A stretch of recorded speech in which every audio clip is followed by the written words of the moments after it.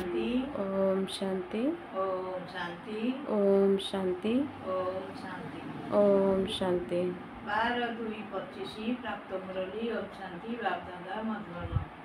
बाबा कहले मिठे बच्चे तुम्हें माने बहुत बड़ रत्नर व्यवसायी अट।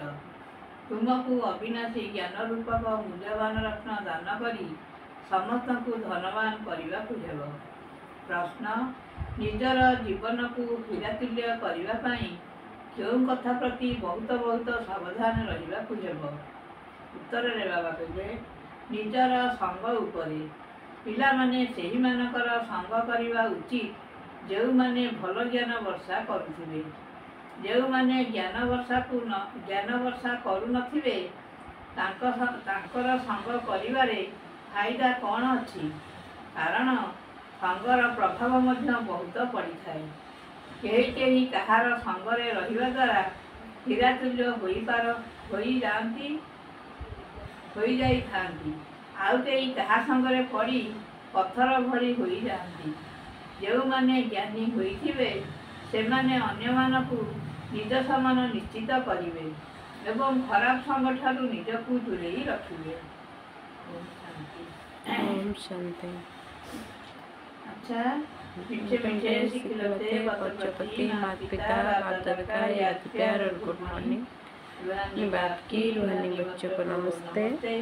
हम रूहानी बच्चों की रूहानी माता पिता बाप दादा का प्यार और गुड मॉर्निंग नमस्ते नमस्ते नमस्ते। धारणा पाई मुख्य सारांश 1 नंबर बाबा जहाँ पढ़ाउछंती तार प्रतिदान बुलबुल अर्थात फूल भली होई देखाइबाकू हेब। मेहनत करबाकू पड़िबो। केबे हेले ईश्वरीय फूलर नाम को बदनाम करवा उचित नुहे। जो माने ज्ञानवान एवं योगी अटंती सेही मानकर ही संग करवा उचित। 2 नंबर मुँह पणिया को त्याग करी निरहंकारी होई आत्मिक सेवा करबाकू हेब। एहाकू निजर कर्तव्य बोली भाबिबाकू हेब। केबे भी अहंकार करवा उचित नुहे। वरदान व्यर्थ को मध्य निजर शुभभाव एवं श्रेष्ठ भावना द्वारा परिवर्तन करुथिबा सच्चा मर्जीवा भव। विस्तार रे बाबा कहले बाप दादांकर श्रीमत हैला पिला माने व्यर्थ कथा शुणाओ नाही कि भाव नाही। सर्वदा शुभ भावनार सहित चिंता कर एवं शुभवाणी कुह। व्यर्थ को मध्य शुभ मन करी शुण। शुभ चिंतक होई वाणीर भाव अर्थात उद्देश्य को परिवर्तन करी दियो।